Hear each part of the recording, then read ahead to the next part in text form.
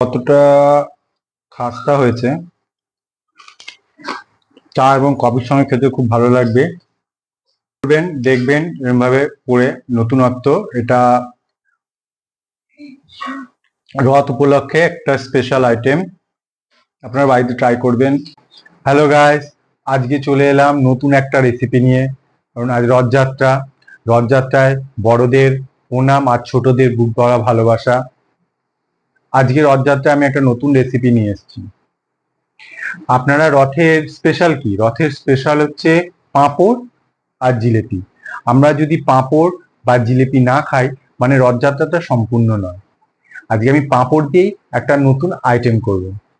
পাঁপড়টা আপনারা অনেকভাবে খেয়েছেন, তেলে ভেজে খেয়েছেন, অনেকভাবে খেয়েছেন, কিন্তু আজকে আমি যে রেসিপিটা করব আপনারাও বাড়িতে ট্রাই করবেন, দেখবেন খুব সুন্দর খেতে। এটা চা, কফি বা মুড়ি দিয়ে খাওয়া যায়। আমার রেসিপিটার নাম হচ্ছে পাঁপড়ের সিঙ্গারা। আসুন দেখে নেওয়া যাক আমি কিভাবে রেসিপিটা করছি। পিসটাকে আমি যে যতটা করবে সেই অনুসারে এটা এই মেশিং এর দ্বারা ঝিরি ঝিরি করে এইভাবে এটাকে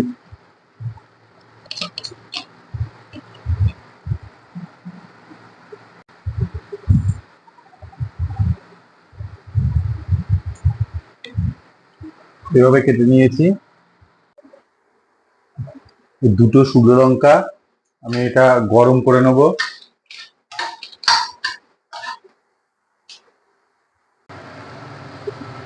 বাদাম এটা একটু গরম করে নেব।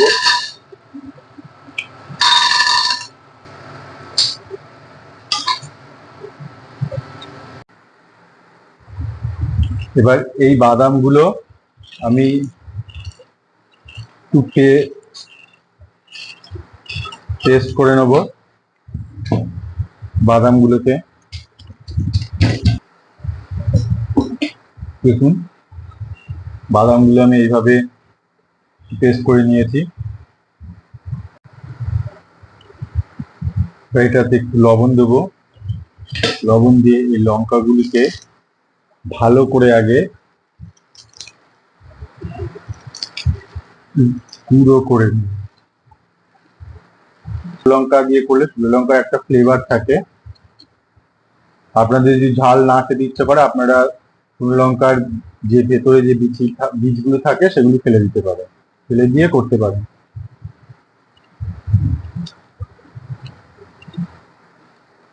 দেখুন একদম গুঁড়ো করে নিচ্ছি। এবার এর মধ্যে এই বাদামগুলো যেগুলো গুঁড়ো করেছি সেটা দিয়ে দেবো।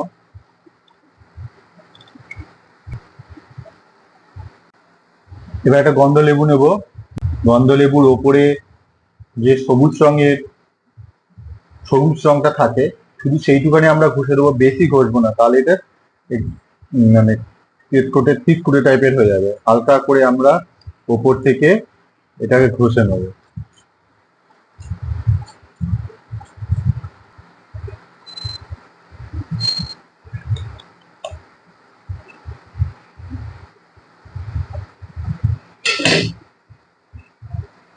এর মধ্যে আমি একটু লেবুর রস দিয়ে দেবো।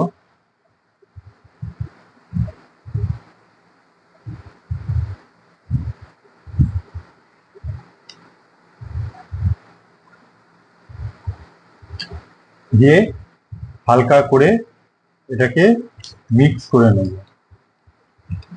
আমি লবণ একটু দিয়েছিলাম, আমি আগে মিক্স করে নেব। যদি লবণ লাগে তাহলে আবার লবণ দেব। একটু টেস্ট করে দেখবো লবণটা ঠিক আছে নাকি। একদম ঠিক আছে লবণ। দেখুন হয়ে গেল।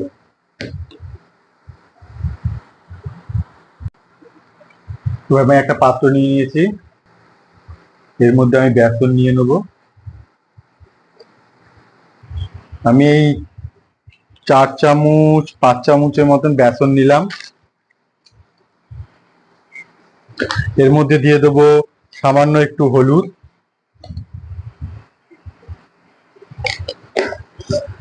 আর দিয়ে দেবো লবণ,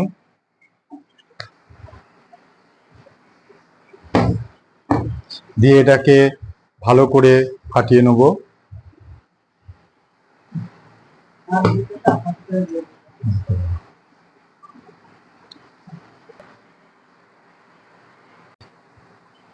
দেখুন আমার বেসন গোলা হয়ে গেছে। এবার আমি কি করব,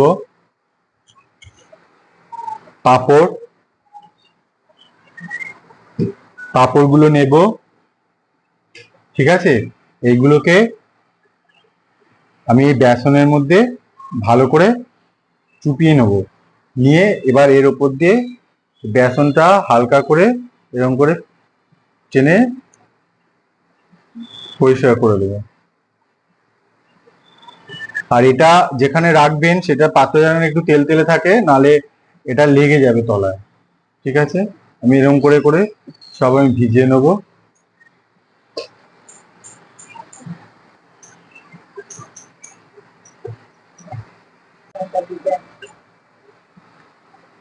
এবার আমি কি করব, এই একটা পাঁপড় নেব, নিয়ে এর মধ্যে পুরগুলো দেব।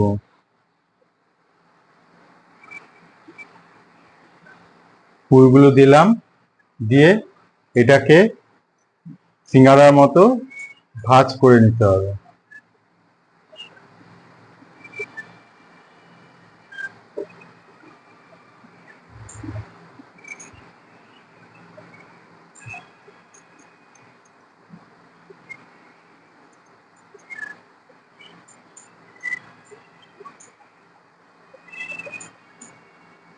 এইভাবে ভাঁজ করে নিতে হবে, নিয়ে এর মধ্যে বেসন লাগিয়ে দিতে হবে।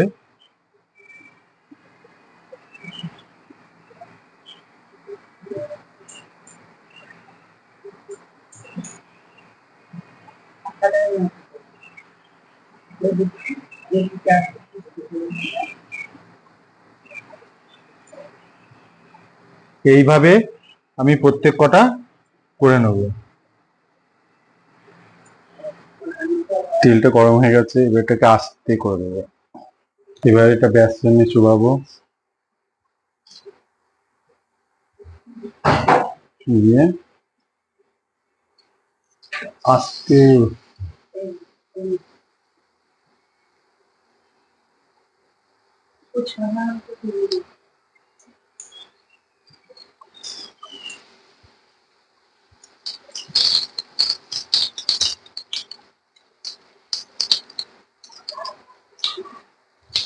যে দিকটা পেঁচানো সেই দিকটা এদিকে দিতে হবে।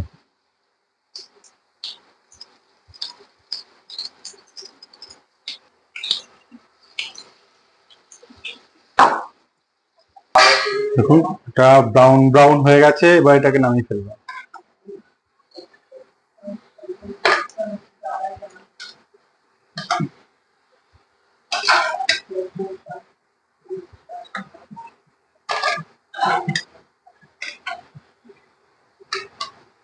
এরকম করে সব কটাকে ভেজে নেবো।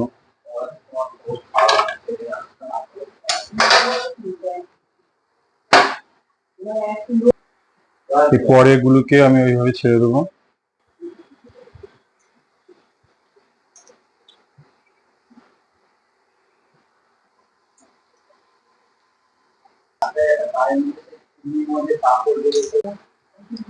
দেখুন এগুলো হয়ে গেছে ব্রাউন কালার, নামিয়ে ফেলবো। কফির সাথে এই পাঁপড়, সন্ধ্যার টিফিন জমজমাট। আপনারাও বাড়িতে করে দেখবেন, ভালো লাগবে। আমি এটা টেস্ট করাবো, দেখি কি বলে। এবার দেখি কি বলে, কেমন হয়েছে।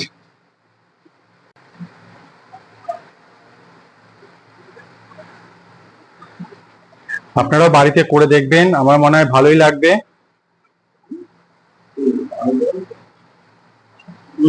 আবার নেক্সট রেসিপি নিয়ে চলে আসবো।